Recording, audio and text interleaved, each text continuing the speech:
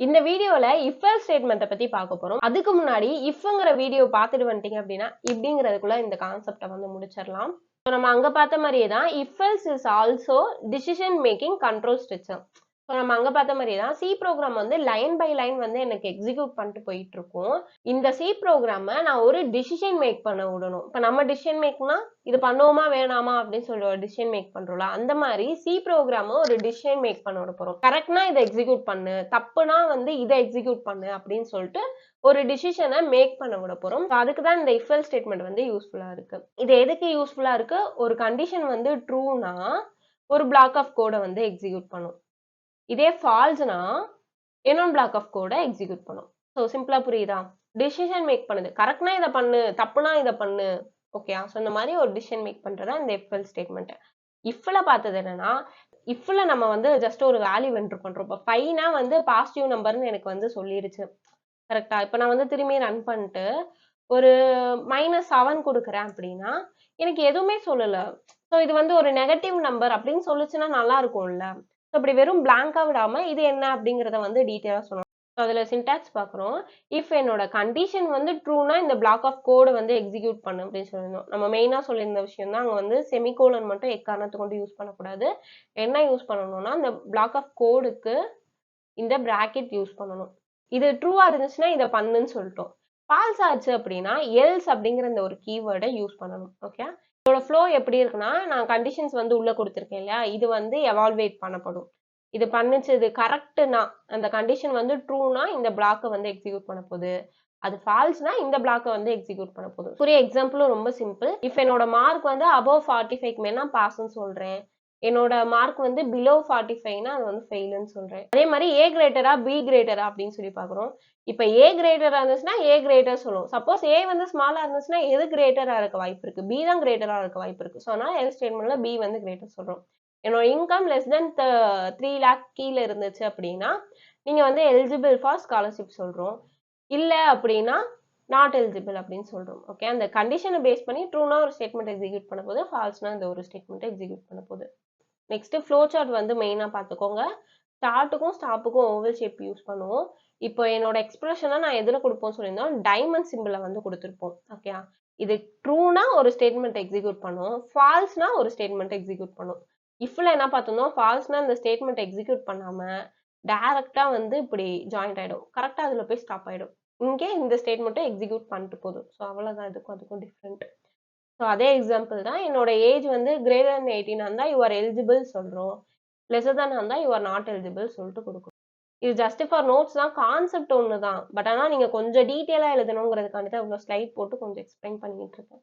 So இது வந்து ஒரு சாம்பிள் ப்ரோக்ராம். ஒரு 4-5 டிஃப்ரென்ஸ் ப்ரோக்ராமாவது வந்து படிச்சுக்கோங்க. எதுலையாவது ஒரு இதில் இன்க்ளூட் பண்ணி எழுதுறது கொஞ்சம் ஈஸியாக இருக்கும். ஓகே, அது இதில் பார்க்குறோம். அபோவ் 18க்கு மேலே இருந்துச்சு அப்படின்னா நீங்கள் வந்து எலிஜிபிள் சொல்கிறோம், அபோவ் 18 கீழே இருந்துச்சுன்னா நாட் எலிஜிபிள் டு ஓட்டுன்னு சொல்லுவோம். ஸோ இந்த மாதிரி ஒரு சில எக்ஸாம்பிள்ஸ் வந்து படிச்சு வச்சுட்டிங்கன்னா கொஞ்சம் ஈஸியாக இருக்கும். ஓகே, ப்ரீவியஸாக இது வந்து பாசிட்டிவ் நம்பர்ஸ்க்கு டைப் பண்ணி வச்சிருக்கோம்ல, இப்போ வந்து நெகட்டிவ்க்கு டைப் பண்ணுவோம்.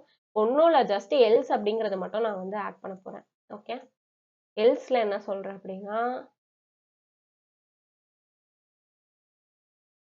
இட் இஸ் நெகட்டிவ் நம்பர் அப்படின்னு சொல்கிறேன். ஓகே, ஸோ இப்போ நான் வந்து ஒரு இது என்ட்ரு பண்ண போகிறேன். செமிகோலன் மிஸ் பண்ணிட்டோம். ஒரே ஒரு ஃபால்ட் இருக்கு. 0 வந்து பாசிட்டிவும் கிடையாது, நெகட்டிவும் கிடையாது. இங்க வந்து நெகட்டிவ் நம்பர்னு வருது. எதுக்காண்டினா நம்ம அபோவ் 0க்கு மேல இருக்கிறதெல்லாம் பாசிட்டிவ்னு சொல்லிட்டோம். ஸோ அப்போ 0வையும் சேர்த்து தான் அதை நெகட்டிவா கன்சிடர் பண்றதுனால இது வந்து நெகட்டிவ் அப்படின்னு சொல்லுது. ஓகே, பட் ஆனால் இது எக்ஸாக்ட் ஆன்சர் வந்து 0க்கு வந்து என்ன அப்படின்னு பார்த்தோம்னா 0 அப்படின்னு வந்து சொல்லணும். ஸோ இதை நான் வந்து கொண்டு வரணும்னா என்னன்னு ஒரு கண்டிஷனை நான் வந்து உள்ள வைக்கணும். ஸோ இதை வந்து நான் என்ன பண்றேன்னா மல்டிபிள் கண்டிஷன்ஸை செக் பண்றதுக்காண்டி எல்ஸ் இஃப் அப்படின்னு சொல்லிட்டு ஒரு கான்செப்ட் இருக்கு. ஓகேயா, ஸோ அதை நான் வந்து இம்ப்ளிமெண்ட் பண்றேன்.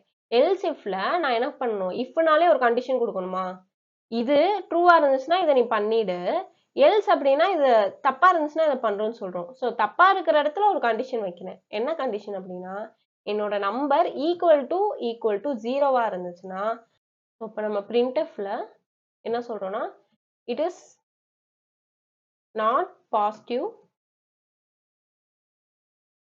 and not negative. ஸோ அதான் இங்க நான் வந்து மல்டிபிள் கண்டிஷன்ஸ் வைக்கிறேன். ஒரு கண்டிஷன் இங்க நான் வந்து கிரேட்டர் than 0னா இதை பண்ணு. 0 அப்படின்னா நீ வந்து இது வந்து நாட் பாசிட்டிவ் நாட் நெகட்டிவ் சொல்லு. எக்ஸ்ட்ரா ஒரு கண்டிஷன் வைக்கிறதுக்காண்டி எல்ஸ் இஃப் அப்படிங்கிற கான்செப்டை யூஸ் பண்றோம். ஓகே, இது வந்து ஸ்பெசிஃபிக்கா எதுல சொல்லணும்னா நம்ம சிலபஸ்ல சொல்லல. பட் ஆனா நம்ம இதை வந்து கண்டிப்பா படிச்சிருக்கணும். ஏன்னா இஃப் எல்ஸ் கான்செப்ட் கீழே தான் இது வந்து வருது. ஓகே, ஸோ மல்டிபிள் கண்டிஷன் நம்ம ப்ரோக்ராம் தேவைப்படுதுன்னா எல்ஸ் இஃப் வந்து யூஸ் பண்ணுவோம். இப்போ நான் 0 என்டர் பண்றேன். It is not positive not negative அப்படின்னு வந்துருச்சு.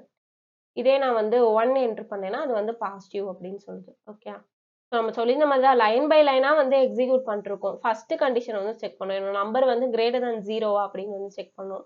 ஸோ நான் மைனஸ் கொடுத்தனால கிடையாது. கரெக்டா? ஸோ அப்போ அடுத்த ஸ்டேட்மெண்ட் அடுத்த பிளாக் வந்து எக்ஸிக்யூட் பண்ண ஆரம்பிக்கும். எல்ஸ் இஃப்ல என்னோட நம்பர் வந்து ஈக்குவல் டு 0வான்னு பார்க்கும். -5 வந்து 0வா அப்படின்னு பார்க்குதா? இல்ல. ஸோ இந்த கண்டிஷனும் ஃபால்ஸ் ஆயிடுச்சு. அப்ப கடைசியா என்னதான் இருக்கு? எல்ஸ் தான் இருக்கு. இதுல எதுவுமே இல்லப்பா. அப்ப கடைசியா இது வந்து நெகட்டிவ் நம்பரா தான் இருக்கும் அப்படிங்கறத நம்ம வந்து ஐடென்டிஃபை பண்ணிக்கணும். ஓகே, அந்த எல்ஸ் இஃப்க்குமே நான் வந்து நோட்ஸ் கொடுத்துருக்கேன். ஸோ அதுதான் இது வந்து மல்டிவே டிசிஷன் கண்ட்ரோல் ஸ்ட்ரெச்னு சொல்லுவாங்க. இதுல வந்து நிறைய கண்டிஷன்ஸை வச்சு நம்ம வந்து செக் பண்றோம். It is used to test the multiple condition sequentially. இதுல நான் வந்து 2-3 கண்டிஷன் தான் வைக்கணும் கிடையாது. நிறைய கண்டிஷன்ஸை வச்சு நான் வந்து செக் பண்ணலாம். ஸோ நெக்ஸ்ட் சின்டாக்ஸ் பொறுத்த வரைக்கும் அதே தான். இஃப் அப்படிங்கிற கண்டிஷன்ஸ் வந்து பேஸ் பண்றோம். எல்ஸுக்கு நம்ம ப்ரீவியஸா பார்த்ததுதான். ஊடையில கொடுக்குற இந்த கண்டிஷன்ஸுக்கு மட்டும் எல்ஸ் இஃப் அப்படின்னு சொல்லி வந்து கொடுக்குறோம். இந்த கண்டிஷன் ட்ரூனா பண்ணு, இல்ல அப்படின்னா எல்ஸ். அதுக்கும் ஒரு கண்டிஷன் வைக்கிறோம். ஸோ அதனாலதான் எல்ஸ் பக்கத்துல இஃப் கண்டிஷன் அப்படின்னு சொல்லி வைக்கிறோம். இதுக்கும் நம்ம இந்த பிளாக் ஆஃப் கோடு வந்து எக்ஸிக்யூட் பண்ற மாதிரி இருக்கும். ஸோ அதை தான் இங்க வந்து சிம்பிளா சொல்லியிருப்பாங்க. ரீட் பண்ணீங்க அப்படின்னாலே உங்களுக்கு வந்து புரிஞ்சிடும். Okay, so next flow chart வரும். So flow chart also same. Start stop உங்களுக்கு தெரியும். ஃபர்ஸ்ட் கண்டிஷன் வந்து கொடுக்குறோம். ஃபர்ஸ்ட் கண்டிஷன் ட்ரூவா இருந்துச்சுன்னா இந்த ஸ்டேட்மெண்ட் வந்து எக்ஸிக்யூட் பண்ணும். ஸோ நம்ம வந்து பாசிட்டிவ் நம்பர் கொடுத்துருந்தோம்ல, பாசிட்டிவ்னா இட் இஸ் பாசிட்டிவ் சொல்லும். தப்பு அப்படின்னா அடுத்த கண்டிஷனை செக் பண்ணுது. ஓகே, அந்த கண்டிஷன் ட்ரூவா இருக்கான்னு பாக்குது. அந்த கண்டிஷன் ட்ரூவா இருந்துச்சுன்னா எக்ஸிக்யூட் பண்ணுது. அதுவும் தப்பு, அந்த கண்டிஷனும் தப்பு அப்படின்னா அடுத்த கண்டிஷன் செக் பண்ணுது. அந்த கண்டிஷன் தப்புனா அப்படியே கண்டிஷனா செக் பண்ணிட்டு வரும். கடைசியில எல்ஸ் எதுவுமே இல்லை அப்படின்னா எல் ஸ்டேட்மெண்ட் வந்து எக்ஸிக்யூட் பண்ணுது. ஓகே, இதுக்கு ரொம்ப ஒரு பாப்புலரான எக்ஸாம்பிள் பாத்தீங்க அப்படின்னா மார்க் கிரேடு சிஸ்டம் தான். என்னோட மார்க் 90க்கு மேல இருந்துச்சுன்னா ஓ கிரேடு, அப்புறம் 80க்கு மேல இருந்துச்சுன்னா ஏ பிளஸ், 70க்கு மேல இருந்துச்சு அப்படின்னா எனது ஏ, அந்த மாதிரி நிறைய மல்டிபிள் கண்டிஷன்ஸை வச்சு நம்ம வந்து போடுற மாதிரி இருக்கும். ஸோ அந்த இடத்துக்கு இந்த மாதிரி வந்து யூஸ்ஃபுல்லா இருக்கும். ஓகே, இதுல நீங்க வந்து ஆர்டரை வந்து மெயினா வந்து நோட் பண்ணணும். எதுக்குன்னு சொல்றேன். 90, 75 இந்த மாதிரி ஆர்டரை வந்து மெயின்டைன் பண்ணுவோம். என்னோட மார்க் வந்து ஒரு 92ன்னு வச்சுக்கோங்க. ஸோ 92 வந்து 90க்கு மேல கிரேட்டரு, 75க்கு மேலேயும் கிரேட்டரு, 50க்கு மேலேயும் கிரேட்டர். கரெக்டா? அப்ப எல்லா கிரேடுமே எனக்கு வந்து என்டர் ஆகுமா அப்படின்னா கிடையாது. ஃபர்ஸ்ட் அதுக்காண்டி தான் இந்த ஆர்டரை வந்து ஃபர்ஸ்ட் 90 அப்படின்னு சொல்லி வைக்கணும். ஓகே, இப்போ நான் 19 வச்சேன் அப்படின்னா ஃபர்ஸ்ட் கண்டிஷன்லயே எனக்கு 92 வந்து ட்ரூ ஆயிட்டனால ஏ கிரேட் அப்படின்னு சொல்லி வந்துடும். ஓகே, இந்த ஆர்டரை வந்து மெயின்டைன் பண்றதுக்கு முக்கியமா பாருங்க. இல்ல என்னால ஆர்டர் எல்லாம் மெயின்டைன் பண்ண முடியாது அப்படின்னா சிம்பிளா ஒரே ஒரு விஷயம் பண்ணுங்க. என்னோட மார்க் வந்து greater than or equal to 90க்கு மேலேயும் அண்ட் வந்து அண்ட் யூஸ் பண்ணிட்டு என்னோட மார்க் லெஸ் தென் 100 கீழேயும் இருக்கணும். ஸோ இப்படி இருந்துச்சுன்னா அது வந்து ஓ அப்படின்னு சொல்லுங்க. அதே மாதிரி என்னோட மார்க் வந்து கிரேட்டர் தென் 80க்கு மேலேயும் அண்ட் என்னோட மார்க் வந்து லெஸ் தென் 90க்கு கீழேயும் இருந்துச்சுன்னா அது ஏ. அந்த மாதிரி இப்போ நான் என்ன மாதிரி ஆர்டர் மாத்தினாலும் இந்த இடத்துல வந்து எனக்கு ப்ராப்ளம் வராது. கரெக்டா? இப்போ அதே மாதிரி mark greater than or equal to 16 போடுறேன். அண்ட் மார்க் வந்து லெஸ் தென் 17 கொடுக்குறேன். இந்த இடத்துல நான் வந்து ஏபி சி அப்படின்னு நான் வந்து கொடுக்குறேன். ஸோ இதுக்கு கீழே நான் எழுதுறேன்னா mark greater than or equal to 70 and mark ஒரு லெஸ் தென். ஸோ இப்போ இந்த இதை மட்டும் ராங் பண்ணிடுங்களேன். இதை விட்டுட்டு இந்த கண்டிஷன் மட்டும் நம்ம நார்மலா இந்த மாதிரி கொடுத்துருக்கோம்னு வச்சுக்கோங்க. இப்போ என்னோட மார்க் வந்து 72 அப்படின்னு சொல்லி நான் என்டர் பண்றேன். ஓகே, அப்போ 72 வந்து greater than or equal to 60ல எனக்கு வந்து வந்துறதுனால இது வந்து சி அப்படின்னு சொல்லி தான் நார்மலா பிரிண்ட் பண்ணும் இல்லையா? இந்த மாதிரி நம்ம கண்டிஷன்ஸை மாத்தி கொடுத்தோம்னா எனக்கு வந்து சி அப்படின்னு சொல்லி பிரிண்ட் பண்ணும். ஆக்சுவலா 70க்கு மேல இருந்துச்சுன்னா எனக்கு என்ன கிரேட் வரணும்? டி வரணும். பட் ஆனா இங்க வந்து சி வருது. ஸோ அதுக்காண்டி தான் நம்ம என்ன பண்றோம்னா இந்த ஆர்டரை மாத்தாம கொடுக்குறோம். அந்த லாஜிக்கை மட்டும் கொஞ்சம் அண்டர்ஸ்டாண்ட் வந்து பண்ணிக்கோங்க. வீடியோ உங்களுக்கு புரிஞ்சிருந்தது அப்படின்னா மறக்காம லைக் பண்ணுங்க, சப்ஸ்கிரைப் பண்ணுங்க, கமெண்ட் பண்ணுங்க. நெக்ஸ்ட் வீடியோல சந்திப்போம்.